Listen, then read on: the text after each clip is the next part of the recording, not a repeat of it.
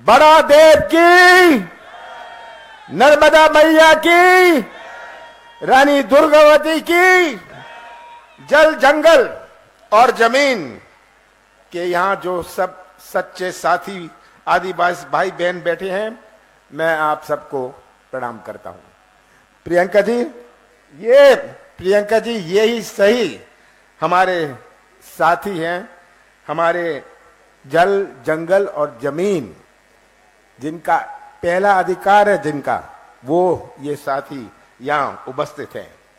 जय सेवा, जय जोहार, जय आदिवासी। मैं देश के आदिवासी महामानवों को प्रणाम करता हूं। मैं भगवान बिरसा मुंडा को प्रणाम करता हूं।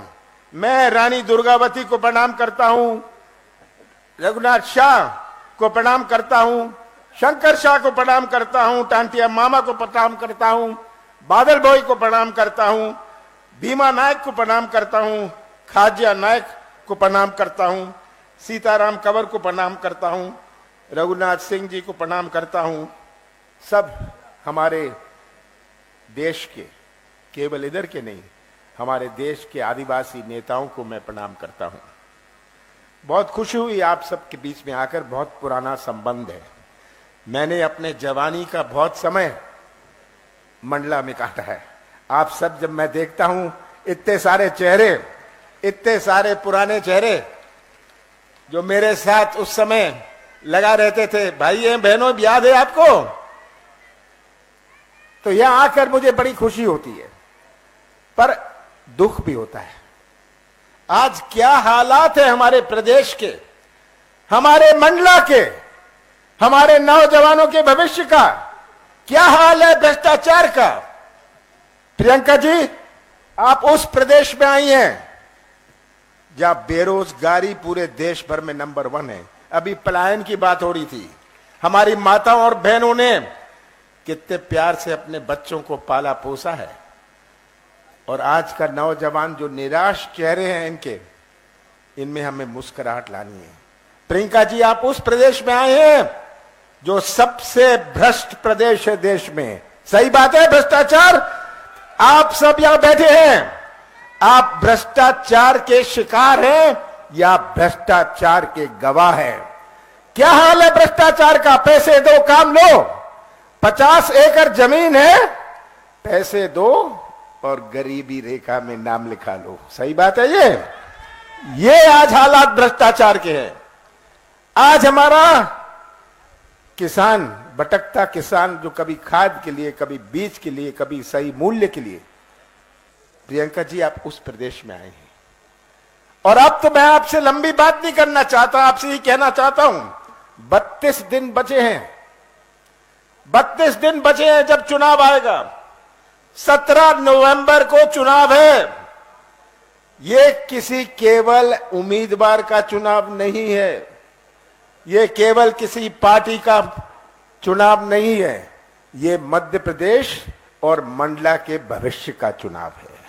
और ये भविष्य सुरक्षित रखना, प्रदेश का भविष्य सुरक्षित रखना, मंडला का भविष्य, डिंडोरी का भविष्य सुरक्षित रखना आपके हाथ में है। याद रखिएगा, जो आप बटन 17 तारीख को दबाएंगे, आप किसी उम्मीदवार का केवल नहीं दबाएंगे। वो बटन जो आप दबाएंगे वो हमारे नौजवान, हमारे आगे आने वाली पीढ़ियों का भविष्य दबाएंगे। ये बात आपको समझनी है। बहुत सारे गुमराह करने आएंगे। 18 साल शिवराज सिंह जी ने राज किया, मैं भी था मुख्यमंत्री 15 महीनों के लिए।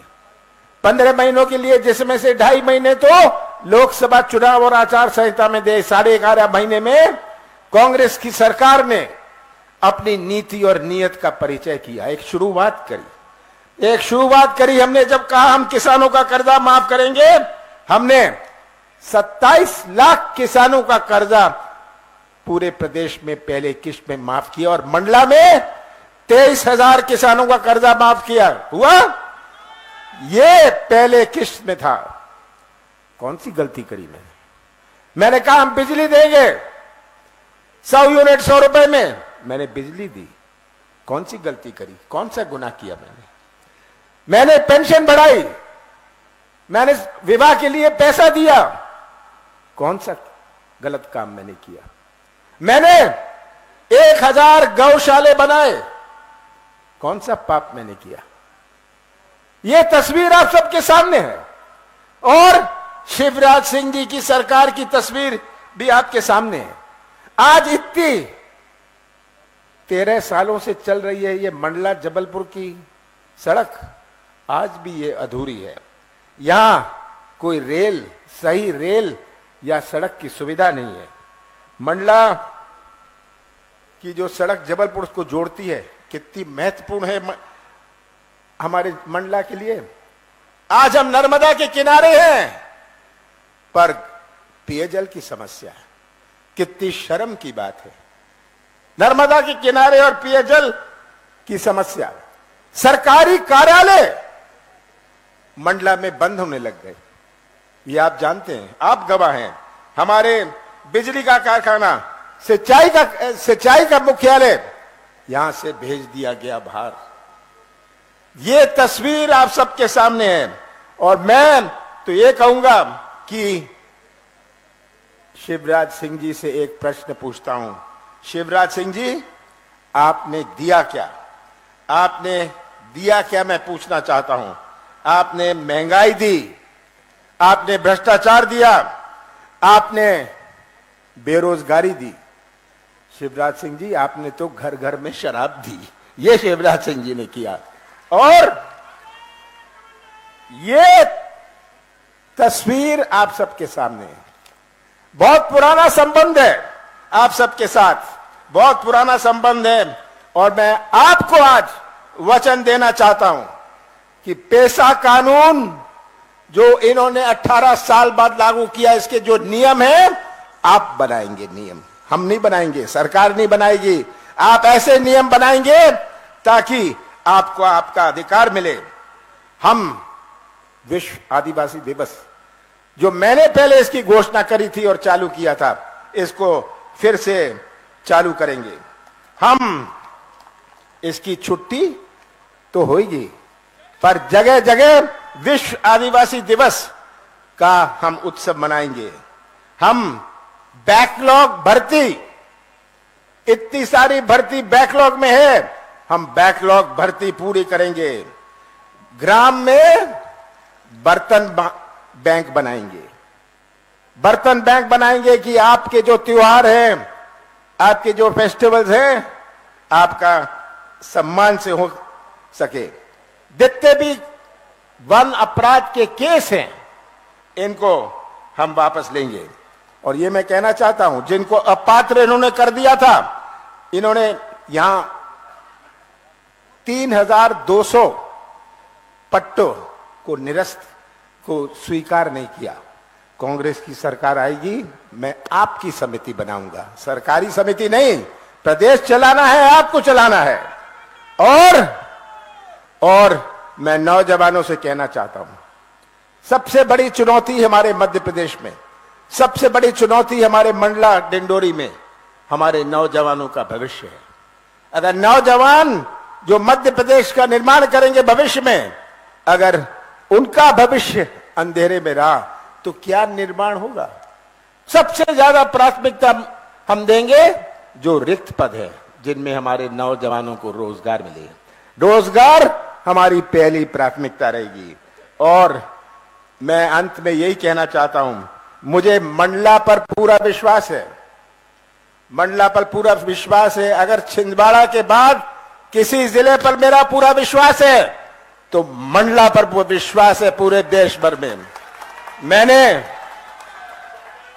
इतना समय यहां काटा हुआ है, यहां के गांव में मैंने धक्के खाए हुए हैं, तो आज वो सब यादें मेरे पास हैं। छिंदवाड़ा के बाद आज आपको स्पष्ट करना चाहता हूं, सबसे ज्यादा प्राथमिकता मंडला को मिलेगी। पर आपके हाथ में है कि आप अपना भविष्य सुरक्षित रखना, आप अपना भविष्य सुरक्षित रखना, ये आपके हाथ में है। और मुझे पूरा विश्वास है दाएं मत देखिएगा, बाएं नहीं देखिएगा, ऊपर मत नीचे देखिएगा, नीचे मत देखिएगा। इन नौजवानों का चेहरा देखिएगा, इन माताओं और बहनों का चेहरा देखिएगा और ऐसा फैसला करिएगा कि मंडला की सभी सीटों का झंडा हमारी विधानसभा में लहराएगा। आप सबका बहुत बहुत धन्यवाद।